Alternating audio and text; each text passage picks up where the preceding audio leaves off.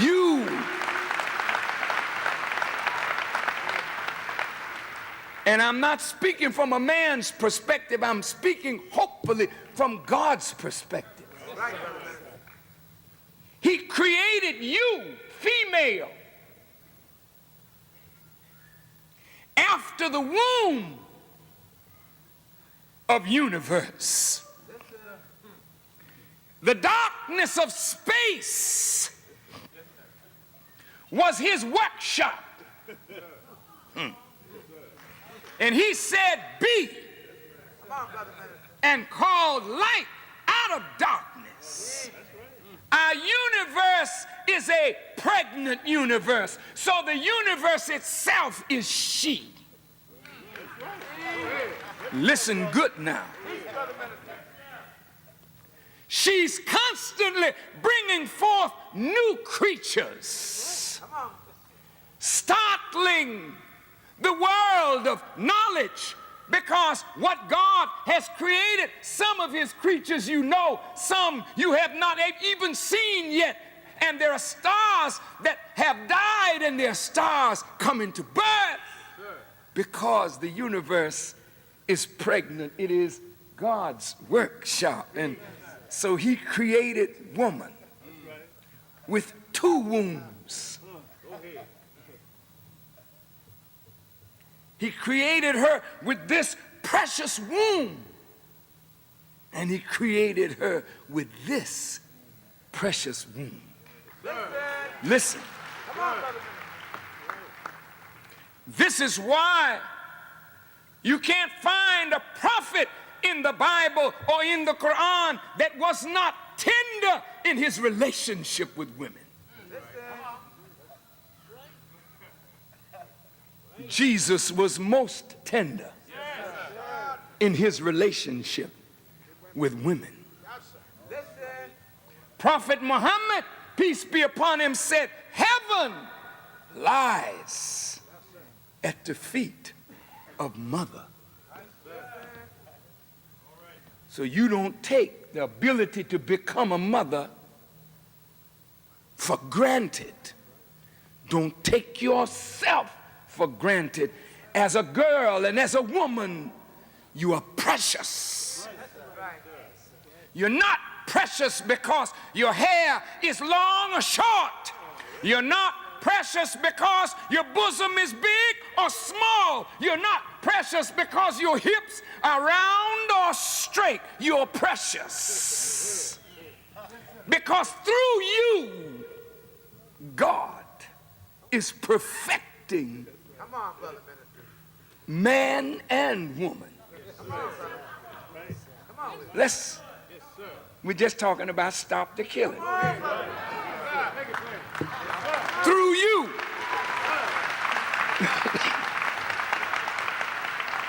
Y'all right, Louisville?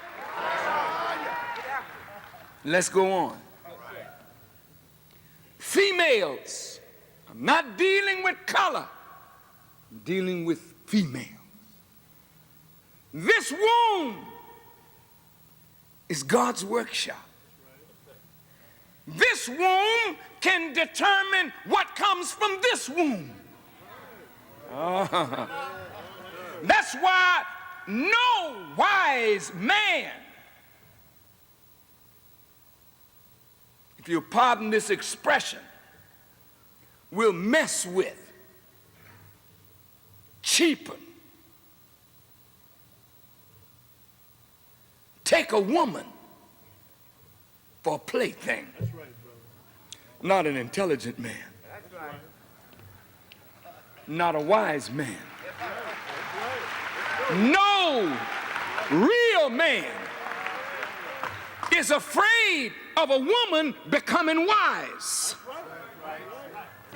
In fact, no real man wants a woman who is not wise.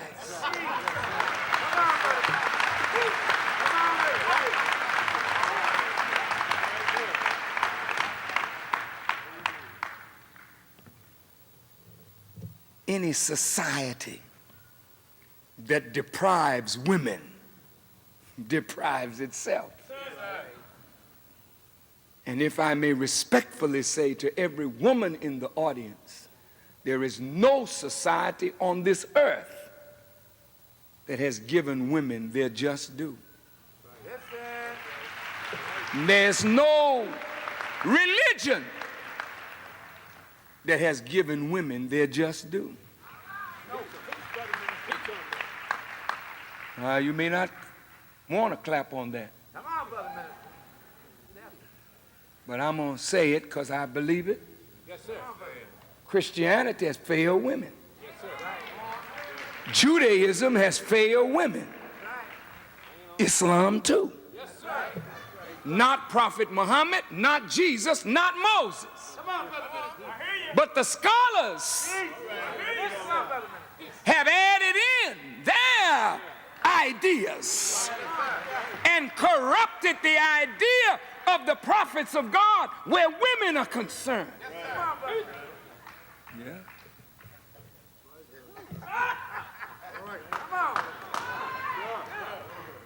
Wake us up, brother.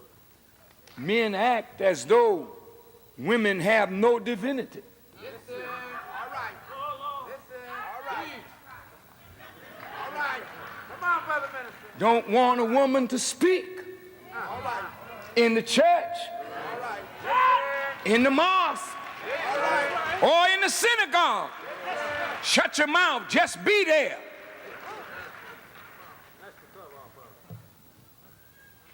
You said, but Paul wasn't Jesus.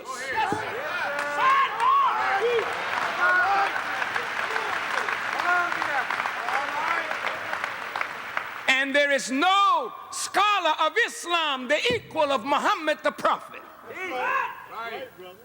The prophet freed women, and the scholars enslaved them.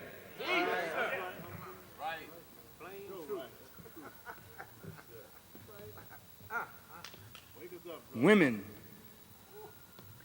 by the very nature of themselves,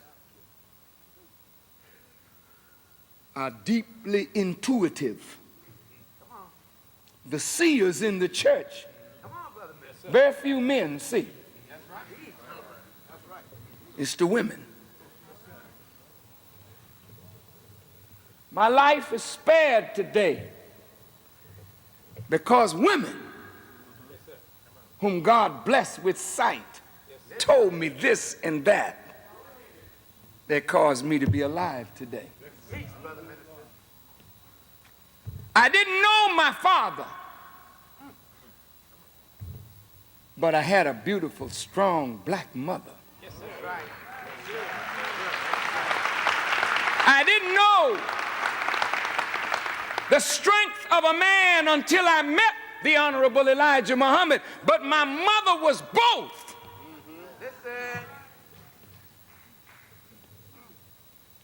And to the women in this audience who may be pregnant tonight and are thinking about aborting that life, I offer you myself as an example. My mother fell in love with a very handsome black man from Jamaica in the Caribbean. He was what they call a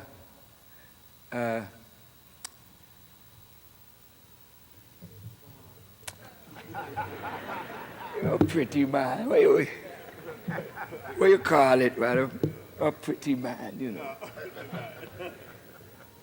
Man with curly hair, light skin.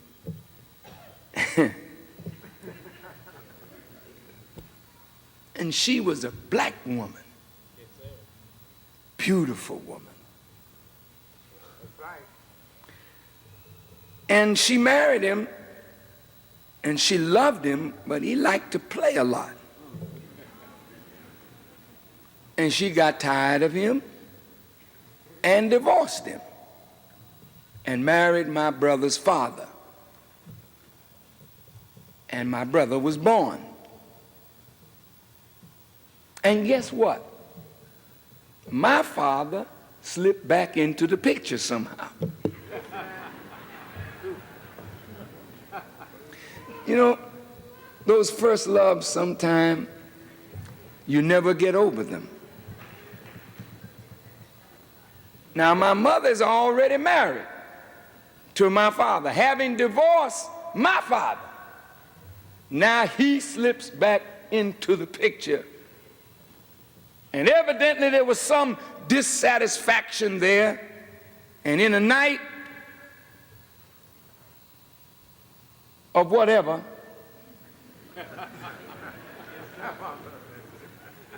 I was conceived. My mother had a choice. Out of fear, her husband, she could lose. Out of fear, she said, I gotta rid myself of what is growing in my womb. Listen.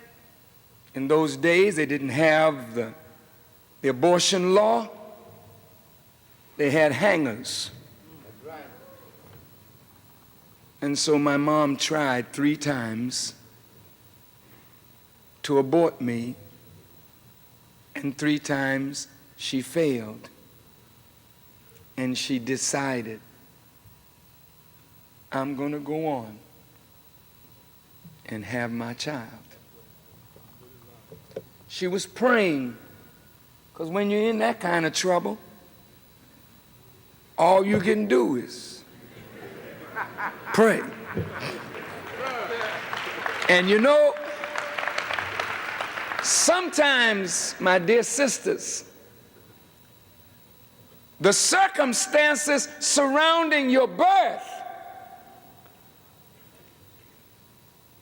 or your conception are most serviceable to God's cause, even though to you they're terrible circumstances. My mom, after trying 3 times, said, well, one night she laid down and she was dreaming, and she was walking on a road, and the road started getting real steep, and she began to fall backwards, and a voice said, pray. And she said, what shall I pray? And the voice said, say, Lord, help me to overcome my difficulties. Come on, brother. And when she said that prayer, the road got smooth for her. Then she knew she was going on to have her baby. But still afraid. My brother's father, Doc, Mom, Doc, she hoped I would be Doc. She wouldn't have too much explaining to do. Since my brother was born and my brother's father wanted a girl, she hoped I would be a girl so that she could present him.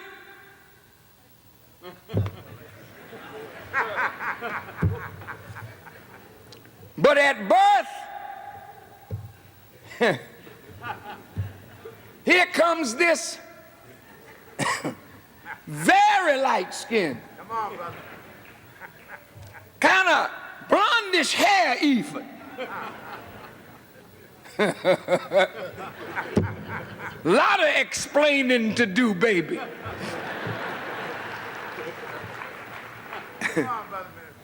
And so my mom had to tell her husband what he already knew,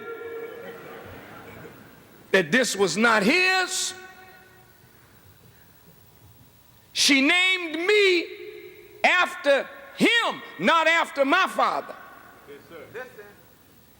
They broke up, and it was my mother and her 2 sons. She never asked none of them for no support. Not that if she asked, she would have gotten any. And she never got any support, but it was her and God and us.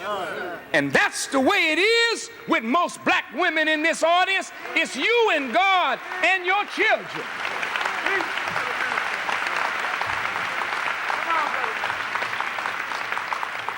Now, why am I saying all of this? What does this have to do with stop the killing?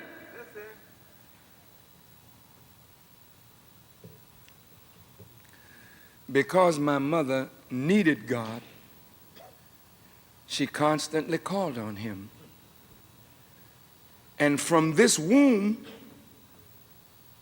she filled her mind with him while I was filling up this womb. And as she was in fear and insecure, she prayed and prayed, and her prayers went into me. And when she took courage to face the reality of her own actions, the courage that she and resolve that she displayed went into making me. That's right. She mocked me on the inside with what she was struggling with, and God was helping her to determine on the outside. So she determined resolve in my character. Come on, brother minister. She determined courage in my character. She determined God in my makeup. Come on, brother. And that's why today I'm standing while so many are laying down. That's right. And that's why today, no matter what detractors say against me, it phases me not, because I understand who I am. And you can't make me what you think me to be.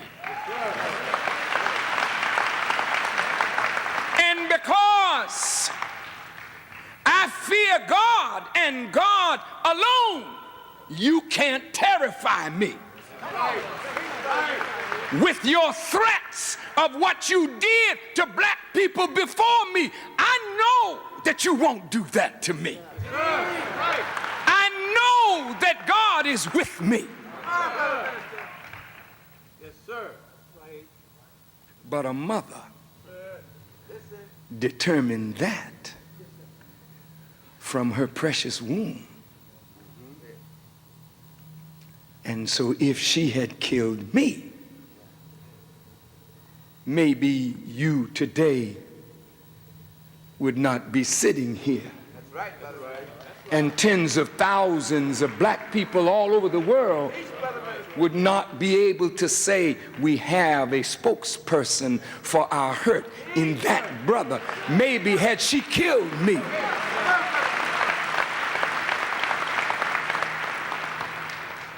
and so precious females, stop the killing. Spare the fruit of your wombs, because the fruit of your wombs are the answers to all our prayers. Every prayer that you have uttered from your lips or in your mind is answered from the womb of a woman through a child that will bring the solution to the problem. If the problem is ecology, some woman tonight is going to bring forth a child, male or female, that will have answers to some of the ecological problems. If it is a problem of a disease, some woman tonight may be bringing forth a child that will answer the disease of cancer or leukemia or Alzheimer's disease. It all is coming through the womb. So the womb of women must never be tampered with. The womb of women is a sacred place. It is the secret place of God. And it must be kept properly. I didn't intend to teach this. That's not what I wanted to say, but this is the Spirit of God leading me to say this. In Louisville, tonight, you sisters, women, in this audience, no matter what your race or color, you are sacred. And you must not let any man defile you. Not this day, tomorrow, or any other time. Come on, Brother Minister. Look at who you are and then be yourself. For you can produce an Adolf Hitler, or you can produce a Jesus Christ. Which one will you produce? Which one do you want? I personally would like to see the world filled with Jesus. Everywhere I look, if I could see Jesus, I would be all right. If everywhere I looked I could see Muhammad, I would be all right. If everywhere I looked I could see Abraham and Isaac and Jacob, I would be all right. But if I have to look and see a Genghis Khan or a Napoleon or a Hitler or a Bush,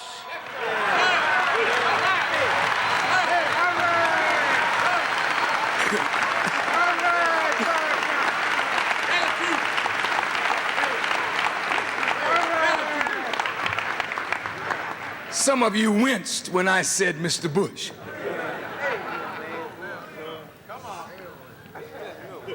Mr. Bush is not Christ. And he's a long, long, long, long, long way from him. There's more Christ in Mrs. Bush than there is in Mr. Bush. I'm not trying to divide the house, but Pharaoh's wife in the Quran was spared. Yes, sir. Pharaoh got it. Yes, sir. And I know there's a connection between Bush and Pharaoh. I'll get to that in a second.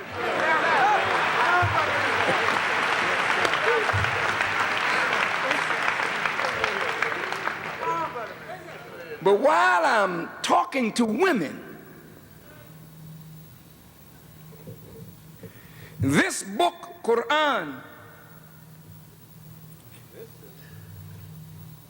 one of the greatest books I've ever had the pleasure of putting my hands on. The Bible with the Quran. I read both, but to me the Quran takes precedence. Listen. Why? Why? Go ahead. Come on, brother. I love the Bible, but why does the Quran take precedence? Why? You see, killing starts not with the gun. Killing doesn't start with the knife. Killing doesn't start with some instrument of war. Killing starts with the word. When you put the wrong word into the human mind, you begin to kill the power of the mind. Listen good now. Y'all all right? Just bear with me just a few more minutes. It's Saturday night. I'm not going to keep you very long, but just be patient with me, please. The Honorable Elijah Muhammad taught us, the Bible and Quran bear witness, God created the heavens and the earth with truth. The Bible said he established the heavens and the earth on wisdom. Both true. Everything above our heads, beneath our feet, and around us of God's creation is truth. And in everything that God creates is a lesson. And that lesson is rooted in truth and is truth. The brain cell of the human being is created in truth. And the only thing that sustains the mind and grows the mind and evolves the mind so that the mind of the human can comprehend the things of God and become a master over what God has created is that the mind must be fed from the cradle to the grave with truth. The real killer of human beings is a lie. A lie fashioned and formed crushes the power of the mind. So the lie is the most deadly of all weapons because the physical weapon kills the body, but the lie kills the power, the beauty of the mind. The Honorable Elijah Muhammad said to us that the mind, the brain cells are created to think rightly. But they can only think rightly if truth is present. Huh? It says when you put falsehood in the place of truth, then the brain begins to work against the nature of itself. He said it's like planing wood against the grain. When you plane a piece of wood against the grain, you destroy the beauty of that wood. When you put falsehood in the mind, you begin to destroy the beauty of this. This mind is created, billions of brain cells, water. The Quran says God's throne is on water. Every living thing that is created, he brought it forth from water. If you have 14 billion or more brain cells composed of water, this is the real throne of God. This is where vision takes place. This is where a man can say, be like God, and then bring into existence what he visions.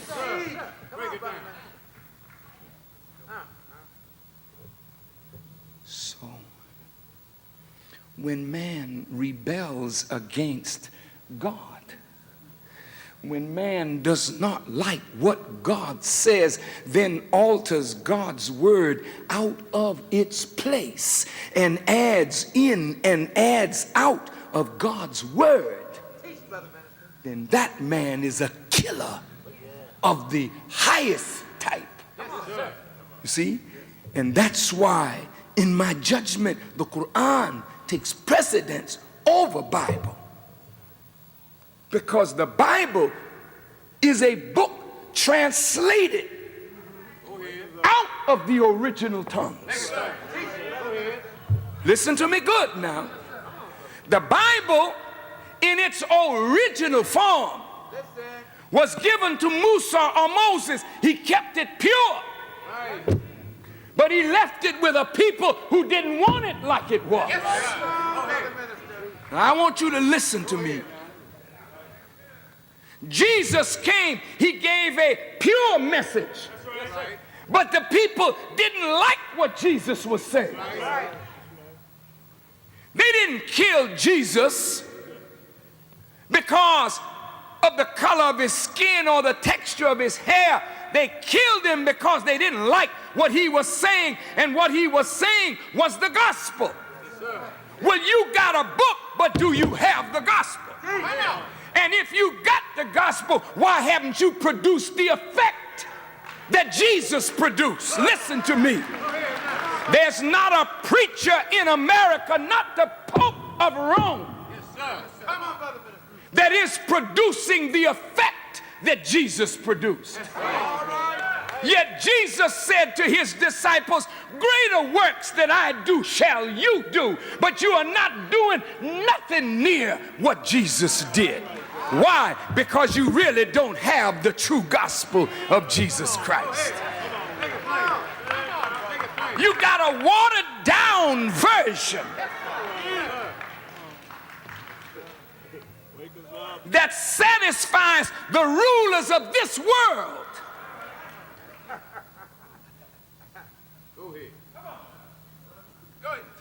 So in Europe, while you were in Africa,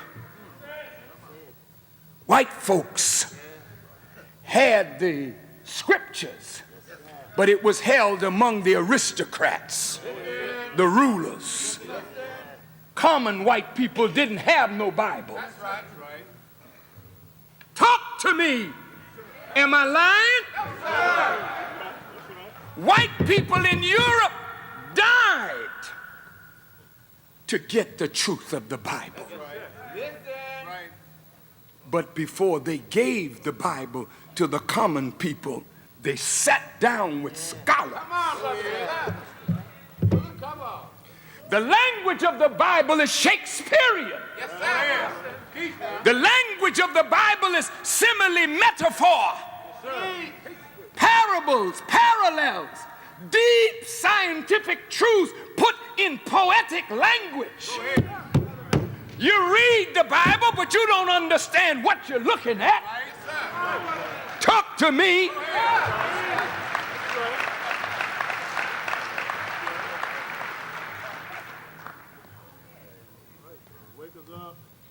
King James was not a righteous man.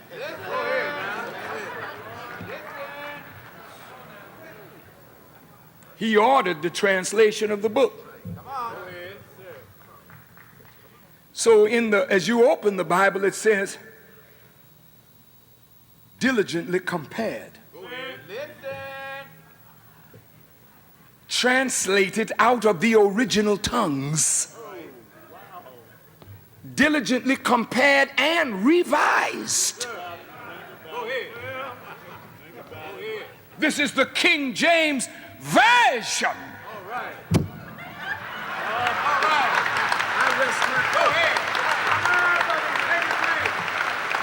Well, hell, excuse me a minute, I got to walk on that one.